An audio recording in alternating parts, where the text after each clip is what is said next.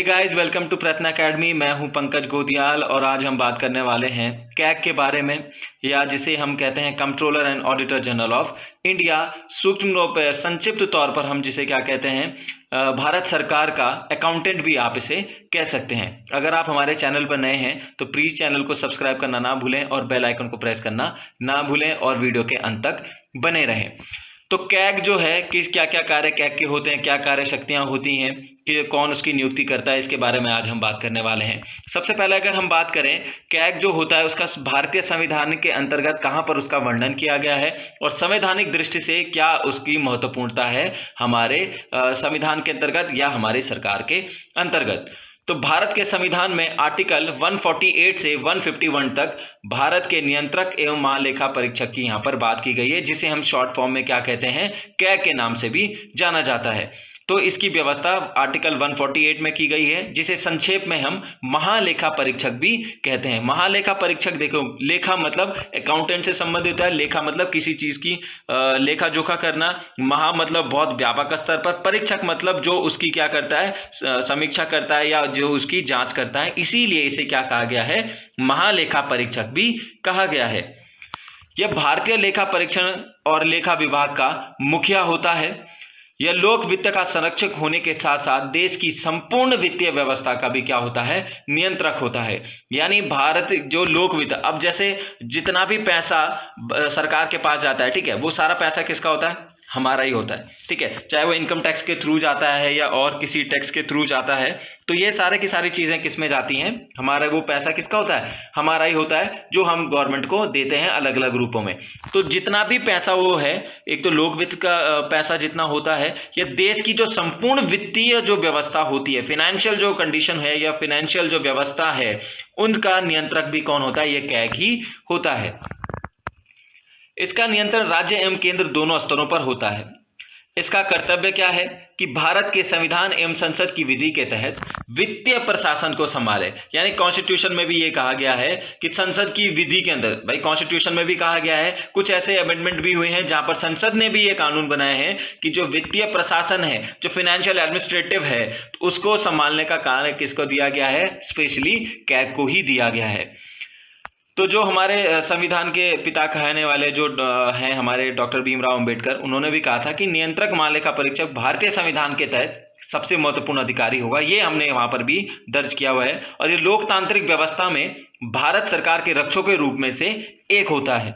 इन रक्षकों में अब ये भारत के क्या होता है, जो हमने कहा है कि भारतीय रक्षक जो प्रणाली है, या जो भारतीय रक्षकों के रूप में कौन कौन काम करते हैं, भाई जैसे हमारा हाई कोर्ट्स है, हमारे निर्वाचन आयोग है, संघ लोक सेवा आयोग है, ये हमारे किसके काम, रक्षकों के रूप में काम करते हैं। उसी की तर्ज पर ये इंपॉर्टेंस किसको भी दी गई है, कैग के मंत्रालय या जो कैग होता है उसको भी ये छूट दे दी गई है।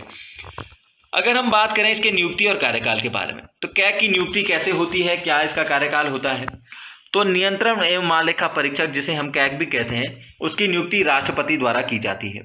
कार्य संभालने से पूर्व राष्ट्रपति के सम्मुख ही क्या लेता है, अपनी शपथ और प्रतिज्ञा लेता है, जिसमें शपथ में ये कह सकता है या शपथ में कहता है कि भारत के संविधान के प्रति सच्ची श्रद्धा और निष्ठा करूंगा, एकता और अखंडता को अक्षुण्ण रहेगा, सामान्य प्रकार से श्रद्धापूर्वक और अपनी योग्यता, ज्ञान और विवेक से अपने पद के कर्तव्यों का भय या पक्षपात, अनुराग या द्वेष के बिना पालन करूंगा। अगर हम इसके कार्यकाल की बात करें तो इसका जो कार्यकाल होता है 6 वर्ष या 65 वर्ष, जो भी पहले हो। देखिए, जो भी पहले का तात्पर्य यहाँ पर है कि भाई या तो 6 वर्ष पूरी कर चुका हो या तो 65 साल पूरी कर चुका हो। जैसे सपोज कीजिए, अगर कोई व्यक्ति 62 साल की उम्र में क्या कर लिया जाता है, भाई उसे कैग नियुक्त कर लिया जाता है, तो वो 6 साल तक अपने पद पर नहीं रह सकता। वो केवल कितने साल तक रहेगा, 65 वर्ष, यानी 3 साल बाद उसका क्या हो जाएगा, रिटायरमेंट कर दिया जाएगा, ठीक है। या फिर कोई व्यक्ति ऐसा है कि जैसे सपोज कीजिए कि कोई व्यक्ति 55 साल में क्या बना दिया गया, उसको कैग बना दिया गया। तो अब जाकर अगर बीच में कोई परिस्थिति ना होती है, अगर कोई कंडीशन नहीं बनती है उसे हटाने की, तो तब वो 6 वर्ष तक लगभग, अगर जैसे 55 है तो 6 वर्ष तक, यानी हमारे पास 61 ईयर तक वो क्या रह सकता है, हमारे यहाँ पर अपना कार्यकाल पूरा कर सकता है। तो कहने का तात्पर्य ये है कि कार्यकाल चाहे 6 वर्ष हो या 65, दोनों में से जो भी चीज पे, या तो भाई उसका टाइम पीरियड पूरा हो या तो उसकी एज पहले हो, दोनों में से जो भी पहले हो, तब तक वो अपने कार्यकाल पर बना रहता है। इससे पहले भी अगर कार्यकाल से पहले भी अगर वो देना चाहे तो राष्ट्रपति को क्या दे सकता है, अपना त्यागपत्र भेज सकता है, और त्यागपत्र देने के बाद अगर वो एक्सेप्ट होता है तो वो अपने पद से पदमुक्त हो सकता है। राष्ट्रपति द्वारा उसे किसी भी तरह हटाया जा सकता है।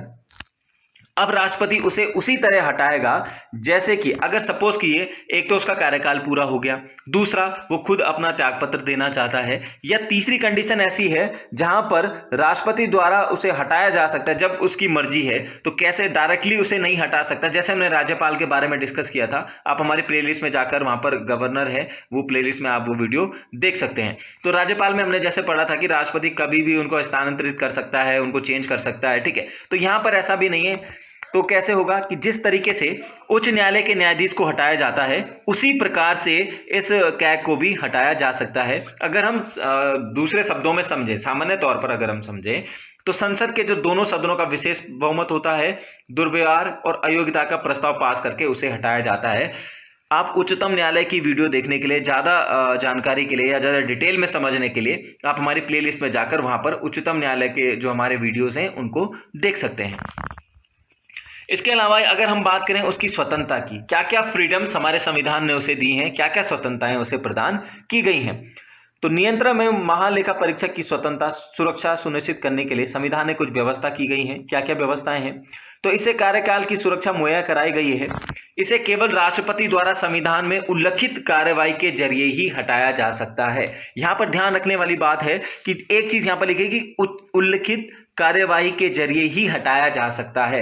भाई हटाएगा तो राष्ट्रपति ही, लेकिन कैसे हटाएगा? जैसे उच्च न्यायालय के न्यायाधीशों को हटाया जाता है उसी प्रकार राष्ट्रपति इसे हटा सकता है। तो आप ये भी कह सकते हैं, इसका दूसरा तात्पर्य आप ये भी कह सकते हैं, इनडायरेक्टली ये भी कह सकते हैं कि राष्ट्रपति के प्रसाद पर्यंत वो अपने पद पर नहीं रहता है, जबकि उसकी नियुक्ति कौन करता है? राष्ट्रपति के द्वारा की जाती है। यह अपना पद छोड़ने के बाद किसी अन्य पद, चाहे भारत सरकार का हो या राज्य सरकार हो, ग्रहण नहीं कर सकता। अब यहाँ पर थोड़ा सा आप अपना लॉजिक लगा सकते हैं कि भाई ये क्या होता है, देश की या भारत सरकार का फाइनेंशियल जो मामले होते हैं उनका हेड होता है, सारे राज्यों का भी होता है, केंद्र शासित प्रदेशों का भी होता है, हर किसी का हेड यही है वित्तीय मामलों का। तो यहाँ पर इसे अब क्यों दूसरी नौकरी नहीं दी जा रही है, चाहे गवर्नमेंट की, चाहे वो सेंटर की हो या स्टेट की हो, किसी भी या यूनियन टेरिटरीज की हो किसी में? क्योंकि इसे सब जगह की फाइनेंशियल का मामलों का पता रहता है और ये कंट्रोवर्सीज ना हो या कुछ ऐसी चीज़ें ना हो, भविष्य में ध्यान ना हो, ऐसी घटित ना हो। तो इसलिए इन्हें कहा गया है कि भाई अगर ये अपना पद छोड़ता है या अपना कार्यकाल पूरा करता है तो भाई ये चाहे केंद्र सरकार का हो चाहे राज्य सरकार का हो, कोई भी पद ग्रहण नहीं कर सकता। इसके वेतन और अन्य सेवा शर्तें संसद द्वारा निर्धारित होती हैं और जो इसका वेतन होता है वो उच्चतम न्यायालय के न्यायाधीश के बराबर होता है।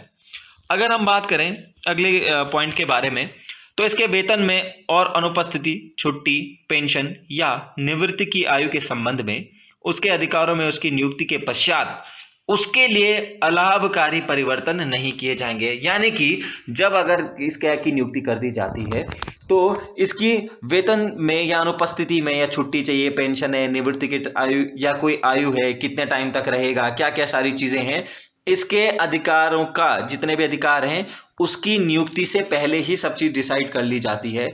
नियुक्ति के बाद कोई ऐसा रूल या परिवर्तन हम नहीं कर सकते जो उसके लिए लाभकारी नहीं है, ऐसा परिवर्तन नहीं किया जा सकता। यह भारतीय लेखा परीक्षक लेखा विभाग के कार्यालय में काम करने वाले लोगों की सेवा शर्तें और नियंत्रण महालेखा परीक्षक की प्रशासनिक शक्तियां ऐसी होंगी जो नियंत्रण महालेखा परीक्षक के परामर्श करने के पश्चात राष्ट्रपति द्वारा बनाए गए नियमों द्वारा विहित की जाए। कहने का तात्पर्य ये है कि भाई लेखा विभाग वो लेखा विभाग का प्रमुख होता है, तो उस लेखा विभाग में काम करने वाले जितने भी लोग हैं उन लोगों की जो सेवा शर्तें हैं, यानी किस तरह की सेवा होगी, कब होगी, कैसे होगी, किन किन कंडीशन में वो काम करेंगे, क्या क्या शर्तें होंगी काम करने की, और इनके साथ साथ जो कैग की जो प्रशासनिक शक्तियां हैं, जो एडमिनिस्ट्रेटिव पावर हैं उसकी, वो ऐसी होंगी जिसके लिए जो कैग है वो परामर्श देगा या परामर्श के पश्चात राष्ट्रपति उस कैग से परामर्श लेगा कि भाई आपकी जो एडमिनिस्ट्रेटिव पावर है क्या होनी चाहिए, जो आपके कार्यालय में काम करने वाले लोग हैं उनकी शर्तें सेवाएं क्या होनी चाहिए, उसके बाद ही राष्ट्रपति निर्धारित करता है। और राष्ट्रपति द्वारा बनाए गए जो नियम होते हैं उन्हीं नियमों के ऊपर ही या उन्हीं नियमों के उपरांत ही वो सारे के सारे विहित किए जाते हैं। हालांकि इसमें परामर्श किसका लिया जाता है? कैग का ही परामर्श लिया जाता है, ठीक है। उसी के परामर्श के पश्चात ये सारे के सारे वहन किए जाते हैं या विहित किए जाते हैं, ठीक है। नियंत्रण महालेखा परीक्षक के कार्यालय के प्रशासनिक व्यय, जिसके अंतर्गत उसके कार्यालय में सेवा करने वाले व्यक्ति जितने भी हैं या खुद जो महालेखा परीक्षक है, वो सारे के सारे वेतन और भत्ते या प्रशासनिक व्यय भारत की संचित निधि पर क्या होते हैं? भारित होते हैं, यानी भारत की संचित निधि से दिए जाते हैं।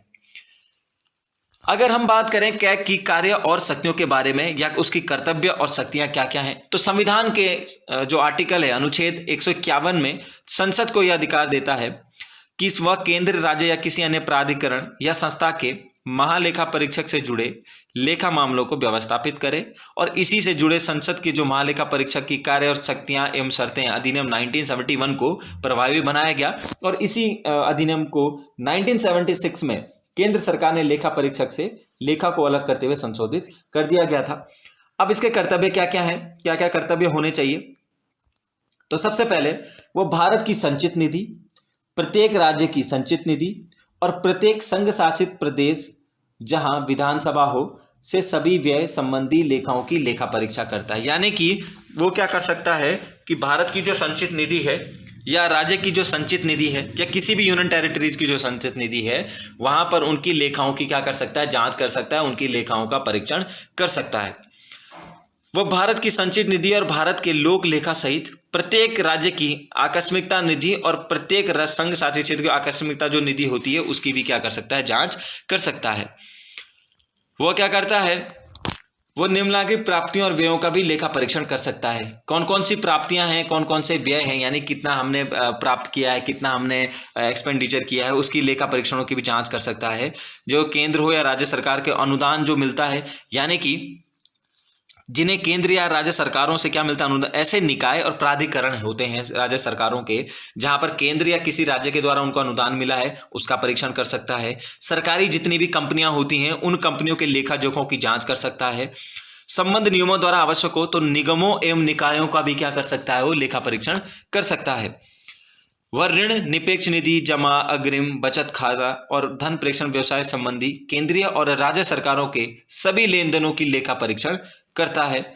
वह राष्ट्रपति की स्वीकृति के साथ या राष्ट्रपति द्वारा मांगे जाने पर प्राप्तियों, स्टॉक लेखाओं और अन्यों की भी क्या कर सकता है? लेखा परीक्षण या जांच कर सकता है।